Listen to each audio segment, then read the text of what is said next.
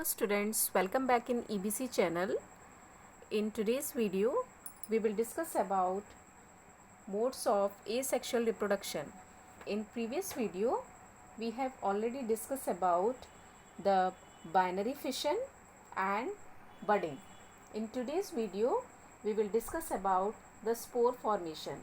As you can see this figure in front of you, these are the asexual reproductive structures. Zoospores of Chlamydomonas, Conidia of Penicillium, and here you can see the bud in case of Hydra and gamules in sponge. Dear students, in many organisms, especially in fungi, special structures are present for asexual reproduction. कई organism में specially जैसे fungi होते हैं तो special structures present होते हैं asexual reproduction के लिए and these include zoospores, conidia, basidiospores etcetera. So let's start with zoospores. ये जो आप फर्स्ट वाली फिगर देख रहे हैं, this is the zoospore of Chlamydomonas. हम इसी जूस्पोर को डिस्कस करेंगे. What is actually zoospore? Actually these spores are motile. ये जो आपके सामने स्पोर्स हैं, ये स्पोर्स कैसे होते हैं? ये मोटाइल होते हैं. मोटाइल मीन्स जिनमें मूवमेंट होता है. And with the help of the flagella, here you can see these are the flagella as they bear flagella for locomotion. क्योंकि इनमें फ्लैजिला प्रेजेंट होते हैं लोकोमोशन के लिए, तो इनमें मूवमेंट होता है. And they develop inside specialized structures called sporangia, which are formed on the terminal portion of hyphae. Okay, so these are the zoospores, and example you can see this Chlamydomonas. Okay, next you can see the Conidia of Penicillium, this one. So in case of Conidia, these are also non-motile. Okay, these are non-motile. This is the Conidia, and they do not develop inside the sporangium. ये sporangium में develop नहीं होते हैं. इनके जो spores होते हैं वो freely develop होते हैं conidiophores में. दैट मीन्स कि जो टर्मिनल पोर्शन होता है हाइफी का. तो ये आपके पास जो आप देख रहे हो ये पेनिसिलियम का है. ओके, देन बर्ड्स हाइड्रा, जो कि आप ऑलरेडी डिस्कस हम कर चुके हैं इसके बारे में. इन दिस प्रोसेस जो पेरेंटल एनिमल होते हैं वो प्रोड्यूस करते हैं small projection out from its body, and this projection is called the bird or the miniature organism, and it further grows in size and gets separated from the parental body, and it then become a new individual. Okay, so this is the mouth and this is the bud. Okay, and this you can see the gamule formation in sponge. So in some freshwater sponge, what happens? Many internal buds are developed inside parental body. Okay, and these internal buds, they are called the gamules. ये जो internal buds develop होती हैं, okay, ये क्या कहलाती हैं? आपके gamules कहलाते हैं. And on the return of favorable period, क्योंकि जब unfavorable period होता है तब ये buds develop होती हैं, ठीक है, parental body के अंदर. और जैसे ही फेवरेबल पीरियड्स रिटर्न होता है तो ये जो गैम्यूल्स हैं वो क्या करते हैं? Give rise to a new individual. एक नया इंडिविजुअल ये फॉर्म कर लेते हैं. Okay students, so this is the asexual reproductive structures. Now we will discuss about the vegetative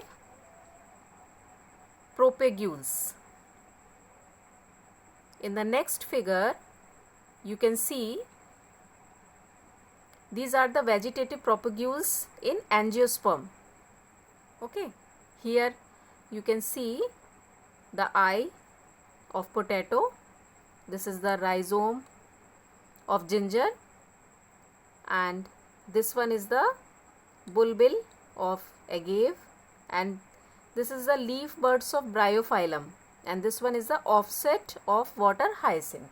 Okay, so now we discuss all these one by one. So these are the vegetative propagules. Vegetative reproduction or propagation is an important mode of reproduction in plants, and it is defined as the process of production of new plants from the vegetative parts. क्या होता है ये जो vegetative आपका reproduction है और ये जिसे आप प्रोपगेशन कहते हो, ये एक बहुत ही इम्पॉर्टेंट मोड होता है रिप्रोडक्शन का प्लांट्स में, और इसको हम डिफाइन करते हैं एक process of production of new plants, जिसमें कि नए प्लांट्स फॉर्म होते हैं. ओके, एंड कैसे प्रोड्यूस होते हैं? उसी के वेजिटेटिव पार्ट से, या तो वो रूट हो सकता है, स्टेम हो सकता है, लीव्स हो सकता है, पेरेंट प्लांट का. वेजिटेटिव रिप्रोडक्शन स्ट्रिक्टली एक टाइप है एसेक्सुअल रिप्रोडक्शन का. और ऐसा क्यों होता है? Because chromosome numbers remain unchange, है ना. This is the first reason.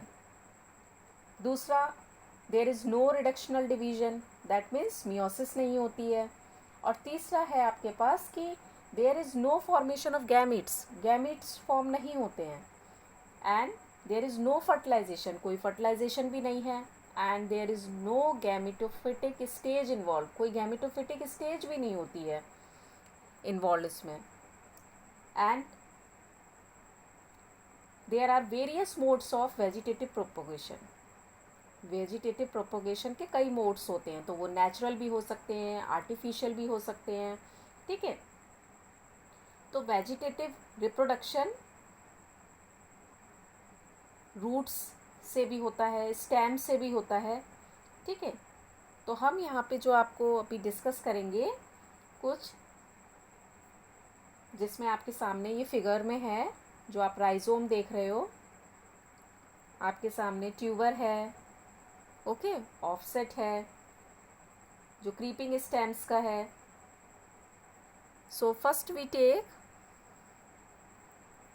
All these.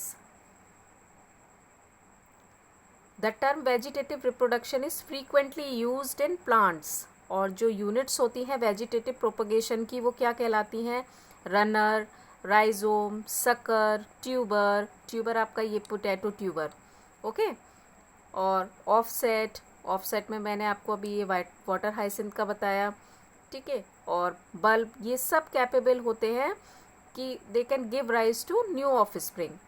ठीक है, नया ऑफस्प्रिंग बन जाता है इनसे. और these structures are called the vegetative प्रोपग्यूल्स.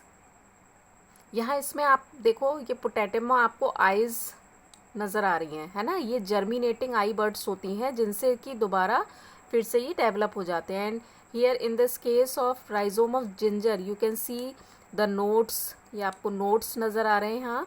और ये एडवेंटिशियस रूट्स होती हैं. ठीक है, इसी तरीके से ये ब्रायोफाइलम की लीफ है जिसमें ये एडवेंटिशियस बर्ड्स होती हैं. These are the offsets. Okay, तो राइजोम्स ये अंडरग्राउंड स्टेम्स होती हैं जो फूड स्टोर, एक तरीके से कह सकते हो आप कि ये स्टोर करती है food material. And they produce small buds which can give rise to new plant under favourable condition, just like ginger, है ना, जैसे मैंने अभी आपको ये बताया जिंजर का. ओके, इसके बाद आपका ट्यूबर आता है, जैसे अभी हमने पोटैटो के बारे में बात करी. स्टेम ट्यूबर है, ये भी अंडरग्राउंड स्टेम है. And these bear buds in the region of nodes, यानी इसमें आइज़ होती हैं और ये बर्ड्स डेवलप हो जाती हैं फिर न्यू प्लांट में.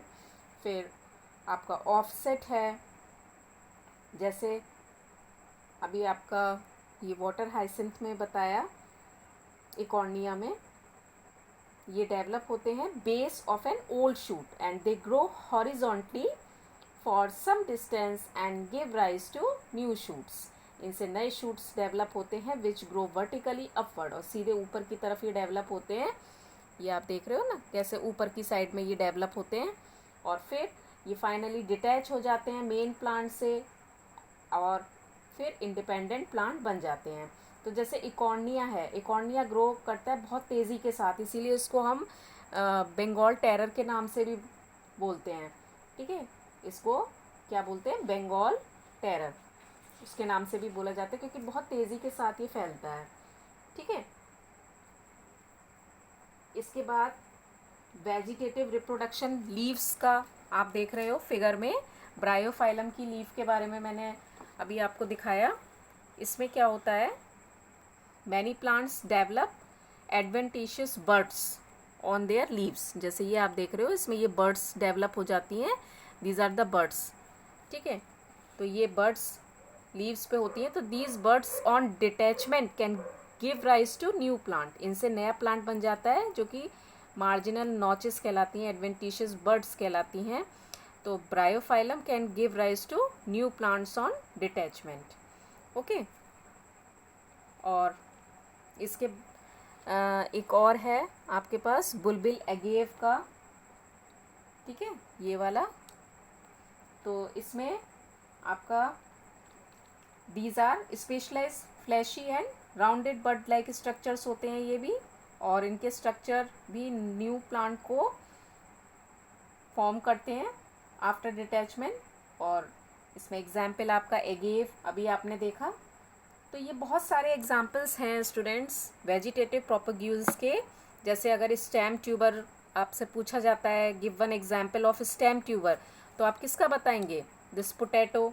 ठीक है, राइजोम का अगर एग्जाम्पल आपसे पूछा जाता है, then you have to give the example of this ginger. ठीक है, बुलबिल अगर पूछा जाता है तो आप ये एगेव का बताओगे। ठीक है, लीफ बर्ड में आप ब्रायोफाइलम का बता देंगे, ऑफ सेट में आप वाटर हाइसिंथ का बता दोगे। इसके अलावा रनर भी होता है, रनर में आप ग्रास दे सकते हो, शक्कर में आप पाइनएप्पल, बल्ब में अनियन का example. Okay students, so this is all about the vegetative propagation in angiosperm. Hope you understand what we have discussed today. On the basis of today's discussion, now you are able to define easily what is asexual reproduction and the modes of asexual reproduction. And also you can give now the explanation of vegetative reproduction in plants. So in this video, this much only students. In next video we will discuss about the sexual reproduction and the phases in the life cycle. Okay, and the phases we will discuss juvenile reproductive phase and the senescence phase.